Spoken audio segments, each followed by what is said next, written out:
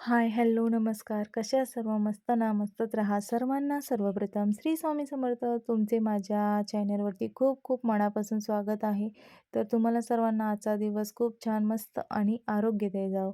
तर आज मी स्वामीचरित्र सारामृताचं पारायण कसं करते 7 दिवसाचं आपलं दत्त जयंतीनिमित्त त्याचं मी दाखवते. सर्वात पहिला आपल्याला हळदी-कुंकू लावून घ्यावे आपल्या कपाळाला. त्याच्यानंतर आपण जे समई असेल त्या समई किंवा तुमच्याकडे जी पंथी असेल त्याला हळद, कुंकू, अक्षता वाहून फूल अर्पण करायचं असतं. त्यानंतरच कोणतीही सेवा करायची असते आणि मी ही पहाटे 4 वाजता सेवा घेतलेली आहे करायला. कारण की समर्थ झोपलेला आहे. समर्थ झोपतानाच मी ह्या सेवा करून घेते. कारण की उजेडायच्या आधी जर सेवा झालेल्या असतील तर अतिउत्तम. नाही ज्यांना शक्य होत आहे त्यांनी 8, 9, 10, 11 वाजता केले तरी चालेल. पण 12 ते 12:30च्या दरम्यान कोणतीही सेवा करू नका. दत्त महाराज हे भिक्षा मागायचा टाईम असतो तेव्हा दत्त महाराज नसतात आणि कोणतीही सेवा रुजू होत नाही. असं तुम्हाला समजलंच असेल. आणि मी पहिलं स्वामींना आणि दत्त महाराजांना आपल्या पाण्याने अभिषेक करून घेतला. सर्वात पहिलं कोणतीही सेवा करायच्या आधी म्हणजे जे अभिषेकाची सेवा करायच्या आधी कधीही पहिलं पाण्याने अभिषेक करून घ्यायचा. त्यानंतर पंचामृत ते तुम्हाला मी दाखवलेलं आहे. तुम्ही माझा कोणताही ब्लॉग आय थिंक मी झाला आय थिंक 2-3 महिने झालेले त्याच्यामध्ये मी तुम्हाला पंचामृत कसं तयार करायचं हे मी सांगितलं आहे. तरी पण मी तात्पर्य म्हणून सांगते. दही, दूध, साखर, परत मध आणि अ, आपलं जे तुळशीपत्र आहे ते घेऊ शकता, पाणी घेऊ शकता. असं मी पहिलं स्वामींना अभिषेक केला आणि मग दत्त महाराजांना केला. आणि हे जे दही असतं ते चांगलं घोटून घ्यायचं. मी पण तसंच केलेलं आहे आणि तुम्ही पण तसंच करा. त्यानंतर पाण्याने आणि श्री स्वामी समर्थ महाराजांचा मंत्र म्हणायचा असतो. श्री स्वामी समर्थ, श्री स्वामी समर्थ. जशी आपली सेवा चालू असते त्याचप्रमाणे आपला मंत्रही चालू असावा. दत्त महाराजांचा पण मंत्र म्हणायचा असतो. श्रीपाद वल्लभ दिगंबरा दिगंबरा, श्रीपाद वल्लभ दिगंबरा. आणि मी पाण्याने पुन्हा एकदा अभिषेक करून घेतला. सर्वात पहिलं मी पाण्याने अभिषेक करून मग नंतर दह्याने जे पंचामृत होतं त्यांनी केला आणि त्याच्यानंतर पुन्हा मी एकदा पाण्याने केला. एवढंच असतं, व्यतिरिक्त तुम्ही काही करायचं नाही आहे. त्याच्यानंतर आपल्या स्वामी महाराजांना मस्त अत्तर वगैरे लावायचं आहे. तर ते झालंच. मी पहिलं तुम्हाला मांडणी कशी करायची ते मी दाखवते. मांडणी करायच्या आधी आपली जी घरात सफेद रांगोळी तुमच्याकडे कलरफुल असेल तरी चालेल, पण वैयक्तिक सांगते सफेद असेल तर अतिउत्तम. त्याने असा कणा काढायचा असतो म्हणजे असा चौकोन काढायचा असतो आणि त्याला मधून रेष देऊन मधल्यामध्ये रेष देऊन हळदी, कुंकू, अक्षता वाहायच्या असतात. आणि तुम्हाला हेही सांगेल कोणतीही सेवा करताना तितकंच आपल्या देवाचं नामस्मरण जीही कोणती तुम्ही देवीची करत असाल किंवा स्वामी महाराजांचं करत असाल किंवा दत्त महाराजांचं करत असाल, नामस्मरण पण चालू राहू द्या. मी इतकंच सांगेल. दर टायमाला तुम्हाला सांगते, ह्या टायमाला पण मी पुन्हा तेच सांगते. आणि जो तुमच्याकडे चौरंग असेल तो तुम्ही स्वच्छ पुसून घ्यायचा. आपण काय करतो, आपण ठेवून देतो आणि ठेवणीतून नंतर काढतो त्यावरती थोडंफार धुरला वगैरे लागलेलाच असतो. पुन्हा एकदा स्वच्छ क्लीन करून घ्या. मी दर टायमाला आदल्या दिवशीच कोणतीही म्हणजे सेवा करायची असेल तर आदल्या दिवशीच मी सेवाची सगळी तयारी करत असते. तसंच मी तुम्हाला सांगेल कारण की आपल्याकडे तितका टाईम नसतो. तर तुम्ही पण तसंच करा. मी चौरंग घेतला आणि चौरंग आपला ठेवला तिथे आणि जे आपण चौरस काढलेला त्याच्यावरती चौरंग ठेवायचा आणि स्वच्छ असा धुतलेला रुमाल आपण सेवा झाल्यानंतर तो रुमाल कधीही पुन्हा एकदा धुवून मग तुम्ही जे तुमच्या देवाचं जे सामान असेल त्याच्यामध्ये तुम्ही ठेवू शकता. जे सामग्री असते त्याच्यामध्ये तुम्ही ठेवू शकता. मी बघा पुन्हा एकदा तुम्हाला पाठ पुसून दाखवला. का तर खरंच खूप स्वच्छता आपण कोणतीही मांडणी करतेवेळी आपण जितकं छान फ्रेश राहतो, तितकं आपल्याला मन शांत राहतं. मस्त असं फ्रेशनेस वाटतो. तशा प्रकारे कोणतीही सेवा करताना ती आपण जितकी होईल तितकी चांगल्या पद्धतीने आपण 100% आपले द्यायचे. खरंच त्याचे फळ जितकं असतं. हां, सेवा म्हणजे काय आहे? आपण असं नाही आहे का आपण घाईघाईमध्ये केलं, असं झालं, तसं झालं, असं नाही आहे. जितके होईल तितका तुम्ही त्यांना टाईम देत जावा. मी स्वच्छ असा हा रुमाल आहे तो घेतला, तो धुवून ठेवलेला. तो मी गुरुवारीचा पण वापरलेला आहे. पण मी पुन्हा जेव्हा माझी कोणतीही पूजा होते त्यानंतर मी धुवून स्वच्छ करून पुन्हा जागेवर ठेवून देते. स्वामी महाराजांना मी त्या चौरंगावरती ठेवले आणि त्यांना इथे ठेवून त्यांना असं मस्त स्वच्छ पुसून घेतलं आणि पुसून झाल्यानंतर मी त्यांना जे आपलं हिना अत्तर असतं ते घेतलं आणि हिना अत्तर लावून घेतलं आणि हे जे मी तुम्हाला दाखवले जे स्वामींच्या गळ्यात आहे, खूप लोकं मला बोलतात खूप छान आहे. ती मी स्वतः घरी बनवली. मग एक मोठी माळ आणलेली आणि त्या माळेने मी एक छोटी अशी माळ बनवली आणि ही इयरिंग्स आहेत ते अ, म्हणजे असं बोलतात ना स्टिच टाईपमध्ये आहेत. ते मला एका दुकानामध्ये भेटले. मला खूप असे आवडले त्याच्यामुळे घेतले आणि जास्त कॉस्टली पण नाहीत. ₹30लाच काहीतरी आहेत. जर तुम्हाला हवे असेल तर मी तुम्हाला त्याचा ॲड्रेस वगैरे देऊ शकते आणि ऑनलाईन पण आहेत. तर मी त्याचाही तुम्हाला जी साईट आहे ती पण मेन्शन करेल आणि दत्त महाराज आहेत त्यांना मी पुसून घेतलं वगैरे म्हणजे स्वच्छ कपड्याने आणि त्यांची स्थापना केली. तर दत्त महाराज तुम्हाला व्हिडिओमध्ये व्यवस्थित फोटो दिसत नसेल सॉरी मूर्ती दिसत नसेल पण तुम्हाला मी दर टायमाला म्हटलं जेव्हा मला कोणतरी व्यवस्थित ब्लॉग शूट करायला असेल तेव्हा माझ्याकडून व्यवस्थित व्हिडिओ शूट होऊन जातात आणि जेव्हा नसतात तेव्हा असं थोडंफार होतं पण समजून घ्या आणि फायनली मला नंतर कळालं मग मी जरा व्यवस्थित व्हिडिओ घेतला आणि स्वामीचे आणि दत्त महाराजांचे मी एकच पादुका ठेवले कारण की मोठे पादुका ठेवले असते तर काय होतं जागा खूप घेतली जाते आणि समर्थ आता घरभर फिरत असतो जेणेकरून देवाला आपलं त्याच्याकडून टच नाही झाला पाहिजे आणि खरंच आत्ता म्हणजे मी तुम्हाला सांगते तो असं कोणतीही गोष्ट करत नाही जेणेकरून मला त्याला ओरडावं लागतं तिकडे जाऊ नको. खरंच बरं वाटतं काही-काही गोष्टी तो खूप चांगलं हे करतो आणि झालंच बोलण्याचं हे आणि मी हिना अत्तर आहे ते जे आहे ते स्वामींना मस्त असं लावून घेतलं आणि दत्त महाराजांना पण आपलं लावून घेतलं आणि मी पादुकांना पण लावून घेते कधीही कारण की ते स्वामींचेच आहेत म्हणून आणि छान असं जे अष्टगंध आहे आपलं त्याने मी टिला लावते. मी ते चांगलं पहिलं पाण्यात घेते. माझ्याकडे दोन्ही पद्धतीचे आहेत. तुम्ही बघितलं असेल एक अशी सुकलेलं असतं तसं पण आहे आणि ओल्याचीही पद्धत आहे माझ्याकडे पावडर पद्धत आहे. दोन्हीही आहेत आणि मी पहिलं थोडं हातावर पाणी घेऊन मग ते फिरवलं वगैरे तर अष्टगंधाचे मस्त असा टिला होतो. तो मी स्वामींना लावला सर्वात पहिला आणि त्याच्यानंतर मी आपल्या दत्त महाराजांना पण मी तसाच टिला लावला. कारण की खरंच खूप सुरेख दिसतो. मला पण आता वैयक्तिक खूप आवडायला लागले आणि थोडंसं त्याच्यावरती असं कुंकवाचा टिला लावायचा, की ते बघायला पण इतकं उठून आणि सुरेख दिसतं ना, तुम्हाला मी लास्टला फायनली त्याचा लूक पण दाखवते. आणि मी हे स्वामींच्या जे पादुका आहेत त्यांना पण मी तशाच प्रकारे अष्टगंध लावून थोडंसं असं कुंकवाचा टिपका असा बोलतात ना, तशा पद्धतीने लावते. कारण की खरंच म्हणजे तुम्ही आत्ता हे नॉर्मल लूक बघा आणि त्याच्यानंतरचा जे मी कुंकवाचा जो टिला असतो तो लावल्यानंतर कसा लूक चेंज होतो, ते तुम्हाला मी दाखवते. आणि हे बघा मी हे नॉर्मल लावलं अष्टगंधाचं तर एवढं काही लूक येत नव्हतं.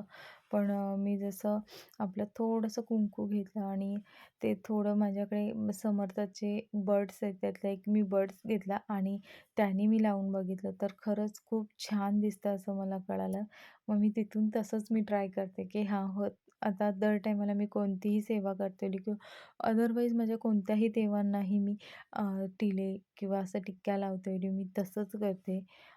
तर ते बघायला पण छान वाटतं आणि मी फायनली तसं ते करून दाखवते तुम्हाला. थांबा. हं. बघा वाटतंय ना? बोलली ना मी तुम्हाला फायनली लूक असा छान दिसतो आणि दत्त महाराजांना पण लावून घेते. नुसतं अष्टगंधानी लूक तसं इतकं उठून नाही दिसलं, पण थोडंसं कुंकवाचा टिळा लावल्यानंतर तुम्हाला मी बोललीच ना, की जरा उठून दिसल्यागत वाटते.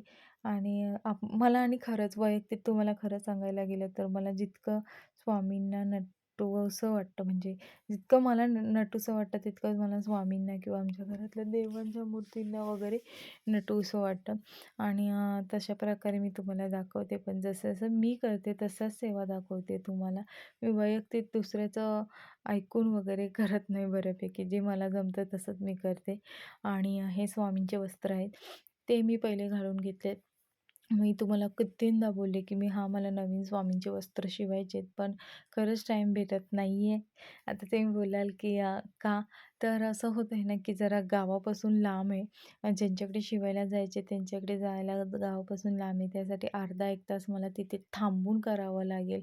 आणि समर्थ थोडा आजारी पडला आहे, त्याच्यामुळे हे शक्य होत नाही. मला असं वाटत होतं पारायणनिमित्त तरी मी ते वस्त्र आणावे, पण नाही झालं. एनिवे, आणि मी ही स्वामींची माळ आहे जी ती मी पण घरी बनवलेली आहे. ती पण मी तिथे स्वामींच्या गळ्यात घातली. आणि स्वामींची जी टोपी आहे जे ती त्यांना घातली. ह्या स्वामींच्या गाद्या आहेत, ज्या मला अक्कलकोटवरून माझ्या मिस्टरांनी आणलेल्या. स्वामींचे हे वस्त्र आय थिंक ₹150 ला आय थिंक हे सगळा सेट भेटला मस्त. छान भेटला. आपण असं वाटतं ना, की आपल्याकडे आपण स्वतः बनवू शकतो. आपल्याला आयडिया आहेत. पण त्याचं वाईट वाटतं. पण नक्कीच बनवणार आणि मी दाखवणार आहे तुम्हाला. आणि हे दत्त महाराजांना मी छान असे त्यांची माळ आहे ही मी दादरवरून घेतलेली आहे. ती घातली. आणि त्याच्यानंतर मी स्वामींचा तुम्हाला आता फायनली असा झाला आहे लूक कसा वाटतोय. माझ्याकडे छोटा चौरंग पण होता, जो स्वामींखाली मी यूज करू शकत होते. जेणेकरून स्वामींची मूर्तीला हाईट येते आणि थोडं उठाव दिसते. पण मला मार्गशीर्षचे गुरुवार चालू आहेत, तर मी तुम्हाला म्हटलंच दर टायमाला मला कोणतीही देव किंवा देवी कोणतीही असो, कोणतीही सेवा करताना जितकं उठून आणि नटून दिसता येईल असं मी करत असते. आणि मी पुढचा पण विचार करते, हा जर मी चौरंग इथे यूज केला तर मला पुढच्या याला भेटणार नाही. आणि माझ्याकडे दुसरा जो चौरंग आहे त्याला इतकी हाईट नाही आहे, जेणेकरून मला महालक्ष्मीला यूज करता येईल. आणि स्वामींना पण इतकी काही हाईट येणार नाही, म्हणून म्हटलं असू द्या, जसे आहे तसंही छान दिसतंय. आणि हा तांब्याचा तांब्या आहे. त्यात मी पाणी भरून ठेवते स्वामींना. अ, हे मठात आणि केंद्रात खूप जणं ठेवतात. हे जे मला पूर्ण काय बोलतात माहिती नाही, त्याच्याबद्दल मी तुम्हाला सांगू शकत नाही. जेव्हा मला जास्त त्याच्याविषयी माहिती कळेल तरी मी तुम्हाला नक्कीच सांगेल. आणि हे पाणी आहे ते मी यूज करते. आणि पिरॅमिड आहे छोटं. आणि ह्यांना मी छोटे-छोटे असे पाट आणलेत. मी तुम्हाला दिसतंय हे छोटे पाट आहेत, त्याच्यामुळे त्याला हाईट येत नाही. तसाच माझ्याकडे अजून एक पाट आहे, जेणेकरून स्वामींच्या मूर्तीला हाईट येणार नाही, म्हणून तो मी यूज नाही केला. जसं आहे तसंच ठेवलं. खडीसाखर आहे, त्याच्यावरती मी तुळशीचं पान आणलं आणि तुळशीचं पान ठेवलं. कोणतीही नैवेद्य दाखवतील बऱ्यापैकी वेळी आपण त्याचे तुळशीचं पान ठेवावं. आणि हे फरसाण आहे, त्याच्यावर पण मी तुळशीचं पान ठेवलं. ही म्हैसूर मिठाई, त्याच्यावर पण मी तुळशीचं पान ठेवलं. कोणतेही जे आपण स्वामींना अ, नैवेद्य म्हणा जे दाखवत असतो त्यावर तुळशीचं पान ठेवावं. आणि ही आमच्याकडे सुतारफणी आहे. ती माझ्या नंदूबाईंनी आणलेली. ती ठेवली, त्याच्यावरही मी तुळशीचं पान ठेवलं. आणि लास्टला हे दूध आहे जे ते मी स्वामींना ठेवलं आणि त्याच्यातही मी तुळशीचं पान टाकलं. आणि थोडं मी एका ग्लास घेतला काचेचा, त्याच्यातही मी तुळशीचं पान नाही टाकलं, कारण की पाण्यामध्ये आपण तुळशीचं पान टाकू शकत नाही असं माझं वैयक्तिक मत आहे. म्हणून मी कोणाचं ऐकून किंवा कोणी सांगितलं आहे असं मी सांगू शकत नाही, कारण की जी मला माहिती कोणी दुसऱ्याने दिलीच नसते, तर मी ते तुम्हाला सांगू शकत नाही. पण मी दुधामध्ये टाकलं, कारण की ते स्वामींना आपण फायनली देतो. आणि हे पाण्याचं ग्लास आहे ते मी ठेवलं. आणि मी विचार करत होते, असं ठेवलं तर छान दिसेल का, तसं ठेवल्यावर छान दिसेल. आणि हे स्वामी चरित्र सारामृत जे मी तुम्हाला म्हटलं, मी अक्कलकोटवरून घेतलं, केंद्रातून नाही घेतलं. केंद्रातल्या पुस्तकावरती दिंडोरी प्रणीत असं लिहिलेलं असतं, मेन्शन केलेलं असतं, ते तुम्हाला कळेल. आणि मी स्वामींच्या जे स्वामीचरित्र सारामृत आहे ते पुस्तकावरती फूल ठेवलं आणि अशी ही मांडणी आहे. आणि मी मिस्टरांनी गजरा आणलेला, मी विसरलेली. फायनली मला नंतर आठवलं की ह्यांनी गजरा आणून दिलेला. मग मी तो पण घातला स्वामी महाराजांना. बघा किती छान गजऱ्याने खरंच लूक छान येतं. हे माझी मम्मी करते, दर गुरुवारी माझी मम्मी करते. आणि आधीमध्ये पण कोणते सण असतील तर ती नक्कीच गजरे घालतेच घालते. नाहीतर ती चाफ्याची फुलं असतात जी, त्याने ती सजवते. त्याच्यामुळे मी हे मम्मीला क्रेडिट देईल. आणि मी थोडंफार फुलं भरपूर माझ्या मिस्टरांनी फुलं आणलेली, पण फुलांनी पण जास्त ते भरीव वाटेल, व्यवस्थित सुटसुटीत दिसलं पाहिजे म्हणून मी नेमकीच फुलं वापरली, की जेणेकरून ते छान दिसलं पाहिजे, सुटसुटीत दिसलं पाहिजे, की जेणेकरून तुम्हालाही बघायला आणि मलाही बघायला आणि स्वामी महाराजांना पण अडचण होऊ नये, अशा प्रकारे मी केलं. आणि छान अशी मस्त अशी रांगोळी काढून घेतली, धूप-दीप लावलं वगैरे. आणि हा संकल्प सोडायचा कसा हे मी दाखवते तुम्हाला. संकल्प सोडायला मी घेतलं म्हणजे पारायण वाचायला घेतलं. तर हातात आपल्या तांदूळ घ्यायचे असतात आणि एक डिश घ्यायची असते. आणि त्या डिश घेतल्यानंतर तुम्ही जे तुमच्या मनातला जे म्हणजे जी इच्छा आहे ती तुम्हाला बोलायची असते. मला व्हिडिओ व्यवस्थित दिसतो की नाही तो विचार मी करत होती, कारण की जेणेकरून तुम्हालाही कळावं. तांदूळ घेऊन त्याच्यावरती मी एक फूल घेतलं आणि मग नंतर जी मनातली इच्छा आहे ती मी म्हटलं. जे माझं जे बोलतात ना संकट वगैरे येऊ नये ह्याची मी प्रार्थना केली. कोणत्याही प्रकारचे सुख कमी दिलं तरी चालेल. मी बोलत नाही की सुखाचेच दिवस स्वामींनी दिले पाहिजे. पण कोणतेही संकट येण्याआधी तुम्ही तिथे सामोरे उभे राहावा, जेणेकरून मी तुमच्या पाठीशी असावी, की मला अशी भीती नाही वाटावी, की माझ्या पुढे माझे स्वामी आहेत, अशी मी तुमच्या पाठी राहावी. असे मी दर टायमाला स्वामींना बोलते. सुख कमी द्या, पण म्हणतात ना सुखाचा घास आणि माझी माणसं माझ्यासमोर असावी, एवढंच मागते. आणि मी स्वामींना जे आहे माझ्या मनातलं ते मी सांगत होते. आणि असं करून तुम्ही संकल्प सोडायचा असतो. तुमच्या मनातली इच्छा किंवा तुम्ही कशासाठी सेवा करताय हेही तुम्ही सांगायचं असतं स्वामी महाराजांना. आणि त्याच्यानंतर जे तुमच्याकडे जे तुम्ही तांब्याभर पाणी घेतलेलं असतं, ते पाणी तुम्ही त्या हातावर सोडायचं असतं आणि श्री स्वामी महाराजांना आपल्या कुलदेवीला किंवा कुलदेवताला वंदन करायचं असतं, की मी जी सेवा करत आहे ती निर्विघ्नपणे पार पडावी. आणि ह्या सेवेत कोणत्याही प्रकारचा खंड पडू नये. आणि जे फूल जे अक्षदा आहे ते तुमच्या डोळ्याला, मस्तकाला वगैरे लावून तीनदा तुम्ही त्याच्यावरती पाणी सोडून तुमचा संकल्प स्वीकारावा, असा स्वामी महाराजांना विनंती करायची असते. आणि तुम्ही जे हे संकल्प सोडलाय त्याचा तुम्ही पुन्हा एकदा पाया पडून स्वामी महाराजांना वंदन करून तुमच्या वाचनाला तुम्ही सुरुवात करू शकता. आणि मी तशा प्रकारेच सुरुवात केली. आणि अशा प्रकारे तुमच्या पारायणाला सुरुवात करा. आणि हे फायनली तुम्हाला मी माझ्या स्वामी महाराजांचं लूक दाखवते आणि कशी मांडणी केली हे तुम्ही व्यवस्थित बघू शकता. अशा प्रकारे तुम्हाला मांडणी करायची. तुम्हाला मी हे म्हणणार नाही की तुमच्याकडे एवढे पदार्थ मांडा किंवा तेवढे पदार्थ मांडा. तुमच्या घरात जितके असतील तितके मांडू शकता. माझ्या घरात खरंच एवढे पदार्थ होते अवेलेबल म्हणून मी केलं. असं काही नाही, नुसती खडीसाखर ही तुम्ही ठेवली तरीही चालेल, पण तुम्ही नामस्मरण फक्त मनातून करा, हे महत्त्वाचं आहे. आणि ही मी रांगोळी काढली. कशी वाटते? खरंच खूप पटापटा काढली, कारण की समर्थ उठलेला थोडा. मग जितकं होईल तितकं मी लवकर केलं, कारण की मी तुम्हाला म्हटलं ते पारायण करायला मठात गेलेले गुरुचरित्राचं सकाळी 4 वाजता आणि आई नव्हत्या घरात. त्यामुळे होईल तितकी माझी धावपळ झालेली. पण समर्थांनी थोडी खरंच साथ दिली. त्यामुळे एवढ्या गोष्टी करणं शक्य झालं आणि माझं वाचन पण खूप छान झालं. आणि म्हणतात ना, की तुमची इच्छाशक्ती पाहिजे, बाकी काही नको. तर आजचा ब्लॉग तुम्हाला नक्की कसा वाटला नक्की कमेंट बॉक्समध्ये सांगा. आणि समर्थ झोपलाय, जास्त मोठ्यानं बोलत नाही जेणेकरून आवाजाने तो उठेल.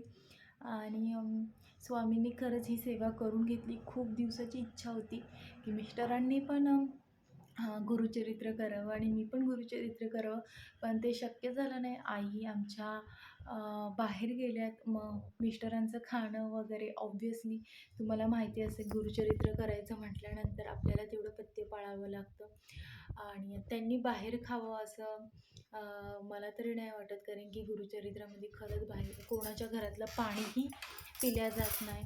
सो म्हणून मी विचार केला आपण थांबावं, आपलं झालेलं आहे वाचन करून गुरुचरित्राचं. समर्थ उठतोय माझ्या आवाजाने. सो मी थांबली, मी स्वामीचरित्र केलं आणि त्यांना गुरुचरित्र करायला लावलं. आणि माझ्यापेक्षा त्यांना आतुरता जास्त असते म्हणजे पारायण करण्याची, पण ते ब्लॉग टाकून देत नाही, त्यांना आवडत नाही ते असं. त्यांना म्हणजे काही काहींचा स्वभाव असतो भक्ती केलेली दाखवू नये, पण काय भक्ती करून इतरांना का दाखवावी जेणेकरून दुसऱ्यालाही माहिती भेटते. काही गोष्टी मलाही माहिती नसतात, मी दुसऱ्यांच्या बघूनही शिकते. तसंच मला असं वाटतं आपल्या बघून कोणतरी शिकेल, ह्याच्यासाठीच ब्लॉग असतात माझे.